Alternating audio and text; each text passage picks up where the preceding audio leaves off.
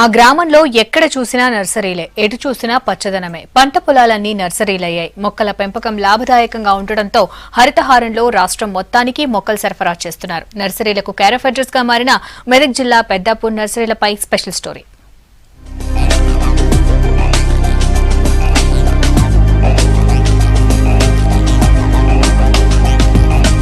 ఇది మెదక్ జిల్లా సదాశివపేట్ మండలంలోని పెద్దాపూర్ గ్రామం.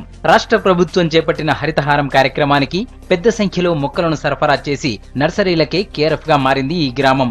గ్రామంలో 200కు పైగా కుటుంబాలు మొక్కల పెంపకాన్నే వృత్తిగా జీవిస్తూ మరో 300 మందికి ఉపాధి కల్పిస్తున్నారు. రకరకాల పండ్లు, పూల మొక్కలను ఇక్కడ పెంచి అమ్ముతున్నారు రైతులు.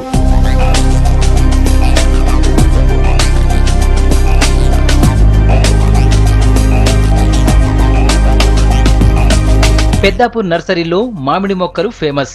ఇక్కడి నుంచి ఏడాది మొత్తం రాష్ట్రంలోని వివిధ ప్రాంతాలకు మామిడి మొక్కలు సరఫరా అవుతాయి. ప్రత్యేకించి తోతాపురి, బంగినపల్లి, కేసరి, అల్ఫోన్సా, మల్లిక్, దశేరి రకాలు ఇక్కడ దొరుకుతాయి. ఇవే కాకుండా జామ, సపోటా, నారింజ, దానిమ్మ లాంటి పండ్ల మొక్కలను పెంచుతున్నారు. మొక్కల పెంపకంలో చాలా జాగ్రత్తలు తీసుకుంటారు రైతులు.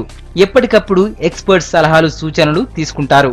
ఇక్కడి నర్సరీల్లో పెరిగిన మొక్కలను రాష్ట్రంలోని వివిధ ప్రాంతాలతో పాటు మహారాష్ట్ర, కర్ణాటక, గోవా, ఛత్తీస్గఢ్ రాష్ట్రాలకు ఎగుమతి చేస్తున్నారు. మా దగ్గర ప్రస్తుతం 200 నర్సరీలు ఉంటాయి. మేము అన్ని రకాల పండ్లు మొక్కలు తయారు చేస్తాము. మామిడిలో ఒక 35 రకాల దాకా మా దగ్గర ఉంటాయి. జామ, సీతాఫల్, మళ్ళీ ఈ ప్రత్యేకంగా కొబ్బరి, ఈ మొక్కలన్నీ మేము తయారు చేస్తూ ఉంటాము. మహారాష్ట్ర, కర్ణాటక, తమిళనాడు, ఒరిస్సా ఈ రాష్ట్రాలకన్నిటికీ మేము సప్లై చేస్తూ ఉంటాము. నర్సరీలు లేకముందు ఇక్కడి రైతులు వ్యవసాయంపైనే ఆధారపడేవారు. 1983లో గ్రామానికి చెందిన కొంతమంది నర్సరీ నిర్వహణ, మొక్కల పెంపకంపై శిక్షణ తీసుకున్నారు.